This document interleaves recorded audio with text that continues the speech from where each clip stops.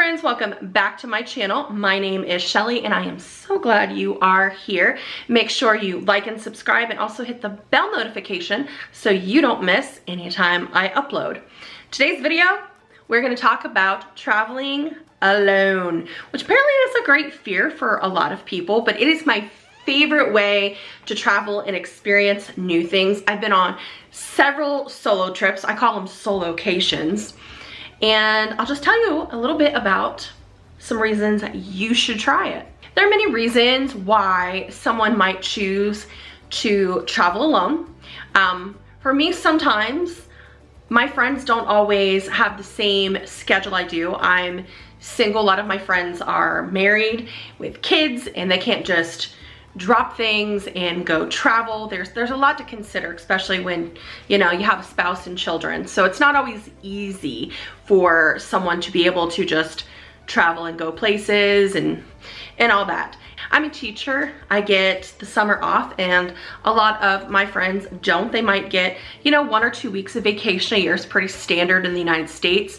So they usually would like to use that time and go on a family vacation. The first solo trip I ever took was to Washington State.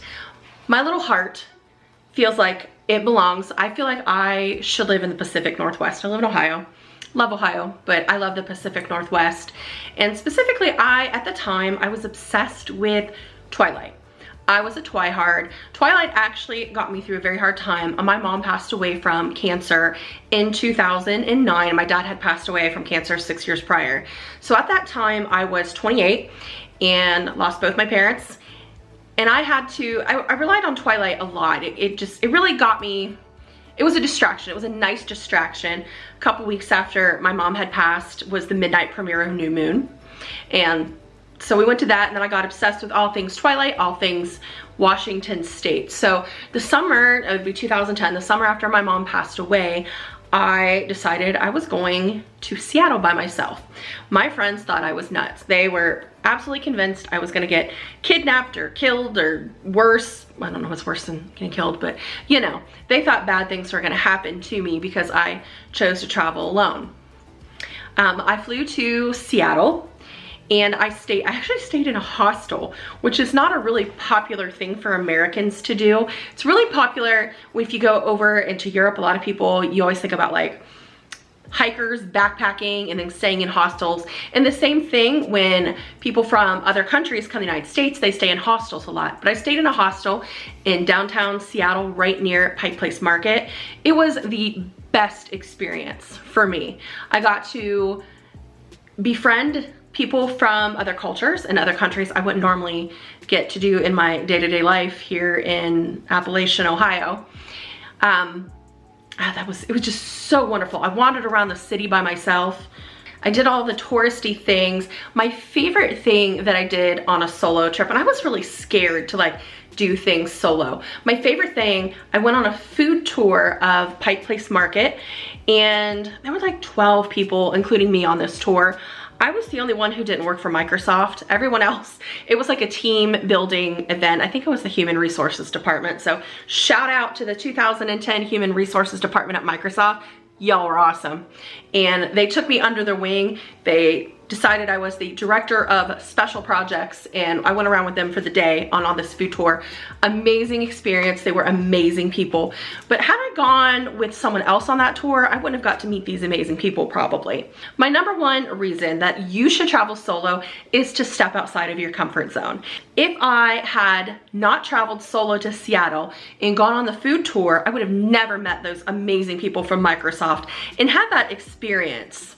Also, when you solo travel, you really have to learn to rely on yourself. So there's no one else really to talk to. You have to step out of your comfort zone, make the effort to talk and interact with other people.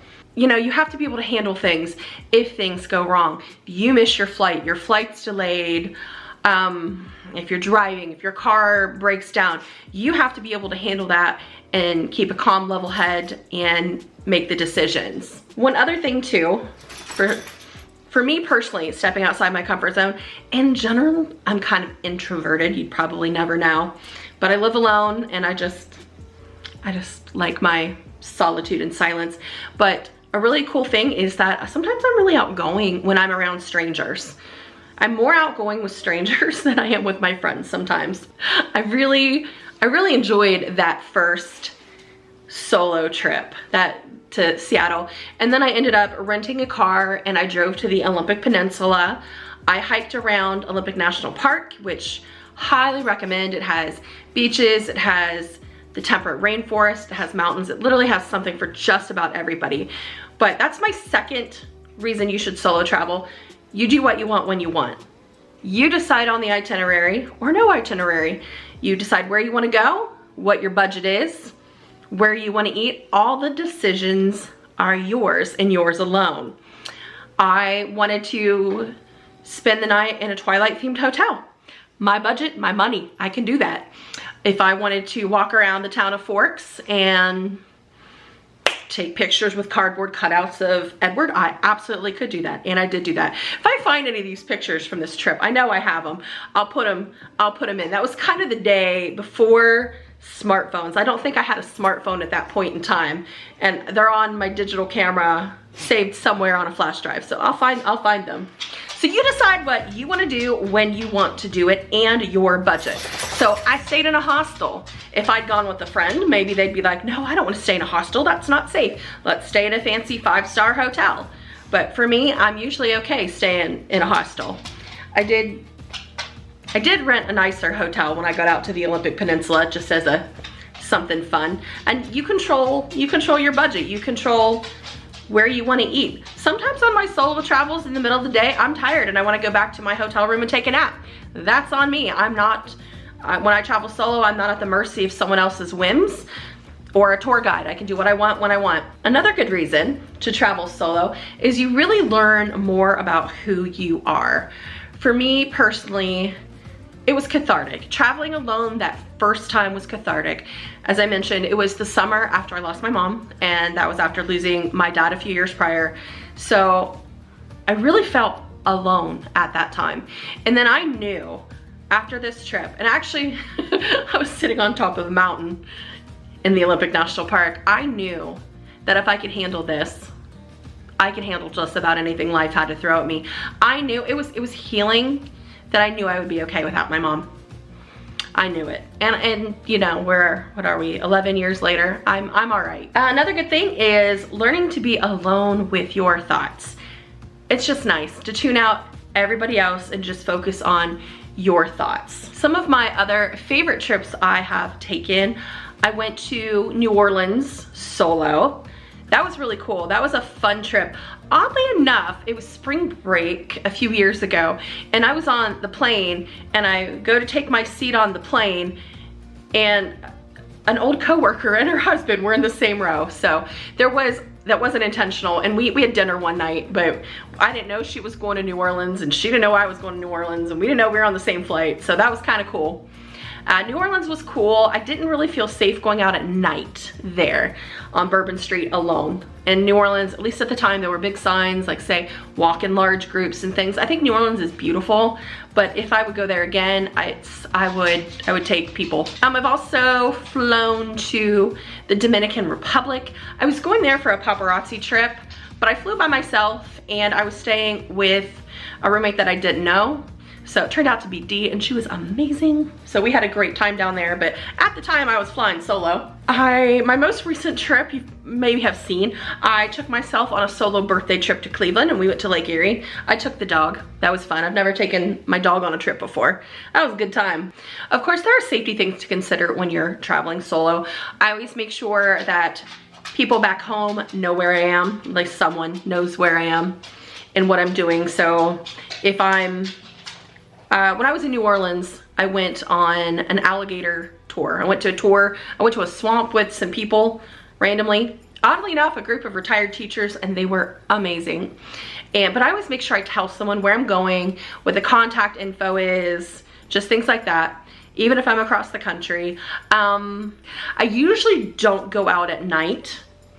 And then if I have to, because where I live, we don't have Ubers or anything. Like, you drive yourself. There's no such thing as Ubers or public transportation hardly in Appalachia.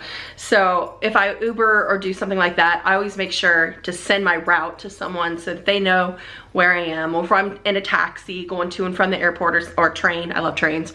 It's a random thought, but I always make sure to tell someone where I'm going.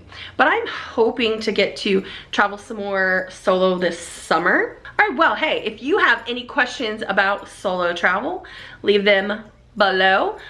And no, I'm hoping one day to get to travel more solo internationally. I was kind of gearing after that. I mean, I did fly the Dominican Republic, but again, I was meeting people at a resort, so that wasn't, I don't know. But yeah, I would love to be able to go to Europe solo. I really want to do Europe solo. And then I also want to go and do like LA and New York City and some of the bigger places. I've been to those places, but I want to do them again solo and do what I want to do when I want to do it. I could spend the whole day in Central Park. That's kind of my thing. All right, well, if you have any questions, drop them below. And make sure you like and subscribe, and I will see you on the next video. Bye!